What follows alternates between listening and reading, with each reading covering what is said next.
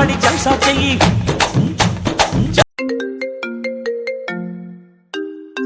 రే మామ చెప్పురా. రే మామ ఈరోజు ఫుల్గా తాగేసినాను రా.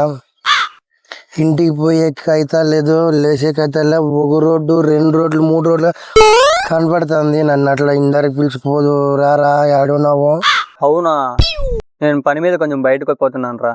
లే నీకు నాకంటే నీకు పని ఎక్కువైపోయిందారా. నీకు తెలుసు కదరా, నేను 10వ తరగతి 9 సార్లు ఫెయిల్ అయినానని. అది తెలుసురా, ఇప్పుడు ఏం రా దాని గురించి.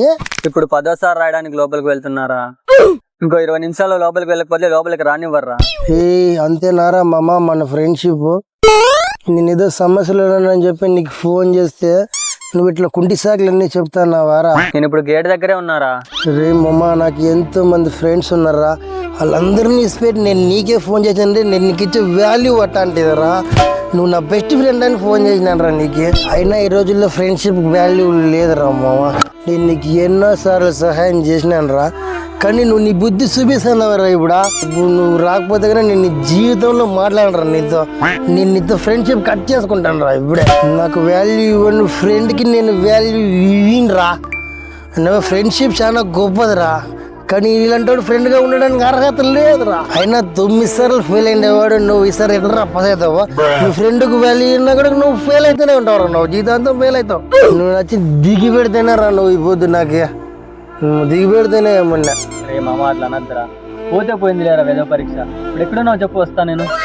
ఇప్పుడురా మామ, నువ్వు నా ఫ్రెండ్ అనిపించుకున్నావు. నేను లైవ్ లొకేషన్ పెడతాను, నువ్వు రారా మామ, నువ్వు రారా. సరే మామ, 2 నిమిషాల్లో వస్తున్నా ఉండు. నువ్వు రారా నువ్వు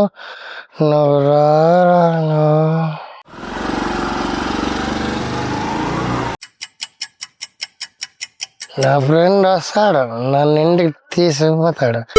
నా ఫ్రెండ్ వస్తాడు. అరే మామ వచ్చినారా. ఏందరా అంత తాగేసినావు.